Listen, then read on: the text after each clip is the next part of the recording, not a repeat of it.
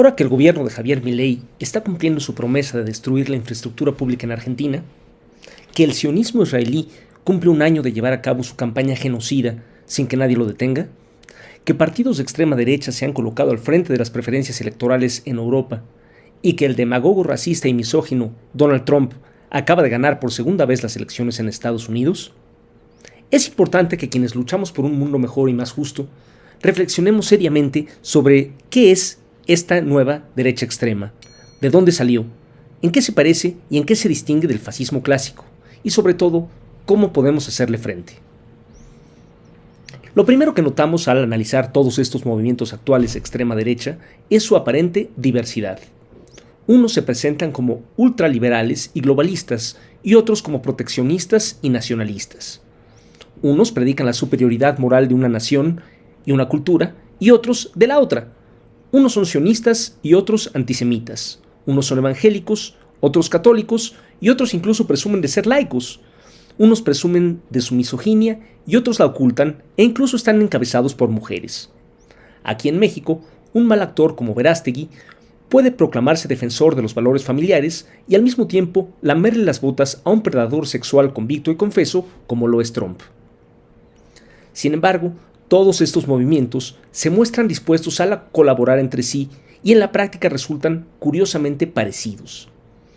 Ya que tienen tantas diferencias en los valores que profesan y a los que dicen darles tanta importancia, ¿qué es ese núcleo fundamental que tienen en común? En otras palabras, ¿qué es lo que hace que todos ellos puedan considerarse de extrema derecha y que en la práctica puedan colaborar? En mi opinión, lo que define a la derecha como derecha, por debajo de su abigarrada diversidad ideológica, es la defensa de las jerarquías sociales que están siendo cuestionadas, es decir, las jerarquías que han perdido vigencia o que por lo menos ya no gozan del consenso unánime con el que solían contar. En otras palabras, ninguna ideología es de por sí de derecha o de izquierda. Cualquier ideología puede volverse de derecha cuando se le defiende en un momento histórico en el que ya ha perdido su vigencia, tal como una ideología es de izquierda cuando cuestiona jerarquías que aún son dominantes. Por ejemplo, el positivismo y el liberalismo del libre mercado fueron originalmente ideas progresistas de izquierda, pero hoy son de derecha. En particular, lo que la derecha defiende son aquellas jerarquías sociales que en el pasado eran unánimemente aceptadas, pero en el presente son cuestionadas. Por ejemplo, la derecha cree que las naciones tienen más derechos conforme más alto es el lugar que ocupan en su jerarquía imaginaria, que normalmente tiene que ver con su idea de raza. De igual modo, cada persona debe ocupar un lugar fijo en la jerarquía social de acuerdo a su género, a su raza, a su clase, etc., y nadie puede cuestionar ese lugar. Libertades como el derecho al aborto cuestionan el lugar de las mujeres como reproductoras, y las hacen libres de elegir el lugar que quieren tener en la sociedad, y por eso la derecha odia el derecho al aborto. A veces esas jerarquías requieren de una cierta ideología, como por ejemplo el proteccionismo, en el caso de cuando Estados Unidos se defiende contra la producción de países extranjeros, y a veces la ideología opuesta, el libre cambio, cuando un país debe aceptar los productos que vienen de países más poderosos. A veces requieren de idealizar religiones como el catolicismo y otras el protestantismo evangélico.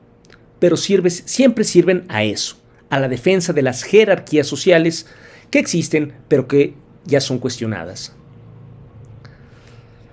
No creo que sea muy útil dedicar mucho tiempo a definir si la extrema derecha actual es o no fascista en el sentido estricto del término. Yo creo que no lo es. Pero sí creo que es útil estudiarlas a la luz de la experiencia pasada para ver cómo podemos enfrentarlas. Un rasgo que el fascismo de Benito Mussolini y el nazismo de Adolf Hitler tienen en común con las extremas derechas actuales es que daban a su defensa de los valores elitistas y tradicionales una forma exterior que no era ni elitista ni tradicional, sino precisamente masiva y revolucionaria, o mejor dicho, contrarrevolucionaria. De igual manera, la extrema derecha actual no se conforma con mantener a las masas apáticas e indiferentes a la política, como buscaba hacer el neoliberalismo hace 20 años, sino, copiando el estilo de sus adversarios, busca emocionar a las masas, organizarlas y movilizarlas, pero dándole a su movilización un contenido reaccionario. Para ello, la derecha actual, como el fascismo en su momento, apela al justificado descontento de la gente, y especialmente de las clases medias, ante el deterioro de su nivel de vida, consecuencia inevitable del capitalismo en decadencia. Así, cuando la izquierda no logra explicar satisfactoriamente las causas de ese deterioro, ni canalizar el descontento masivo hacia una solución progresista, es la extrema derecha la que lo canaliza en un sentido reaccionario. De ahí se deduce una conclusión ineludible. Para combatir efectivamente a la extrema derecha, no puede contraponérsele una mera vuelta al capitalismo liberal, que fue el que creó las condiciones de descontento de las que esa derecha se alimenta. Solo atacando la desigualdad social producida necesariamente por el capitalismo pueden cortarse las raíces a la extrema derecha. Ahora bien, a pesar de que Hitler y Mussolini apelaban al descontento y usaban un lenguaje incendiario, ambos llegaron al poder no enfrentando a las instituciones tradicionales, sino invitados por ellas. Por miedo a una revolución social, tanto el gobierno italiano como el gobierno alemán invitaron a los fascistas a gobernar con ellos y les entregaron las llaves del poder, que los fascistas a su vez usaron para instituir sus respectivas dictaduras. La lección de esto también es clara. Si dejamos el poder en manos de la derecha normal, por mucho que se presente como liberal, democrática y moderada, esta puede invitar a la extrema derecha a que la reemplace apenas siente el peligro de una igualdad social, a la que le teme mucho más que a la tiranía fascista. Pero la derecha actual también tiene diferencias con el viejo fascismo. A diferencia de lo que pasa ahora, cuando Mussolini y Hitler llegaron al poder, había en sus países poderosos movimientos obreros capaces incluso de tomar el poder de un momento a otro. Si estos movimientos obreros permitieron el ascenso del fascismo, fue porque no entendieron en su momento la gravedad del peligro que el fascismo representaba y se negaron a colaborar, movilizando sus bases en acciones radicales de Frente Unido. Hoy, estos movimientos obreros no existen más, o al menos no son tan poderosos como lo eran entonces. Fueron destruidos por décadas de neoliberalismo. Con más razón, sin embargo, hay que aprender la lección del pasado. Para reconstruir el movimiento obrero, único instrumento que puede parar definitivamente a la extrema derecha, hoy debemos perder el miedo a colaborar en acciones radicales, discutiendo francamente entre las distintas corrientes de izquierda, sin trabas burocráticas ni pretextos sectarios, para actuar unidos no solo en las urnas, sino en las calles. Hoy, la extrema derecha ha tomado de sus antecesores fascistas la costumbre de manipular el lenguaje a su conveniencia, dándole a las cosas nombres deliberadamente imprecisos y confusos. Por ejemplo, se hacen llamar libertarios cuando son creyentes del Estado gendarme, o sea, de que la única función del Estado debe ser la represión. Y engloban en el concepto difuso de clase media al sector explotado y al sector explotador, para impedir que este último se rebele contra aquel.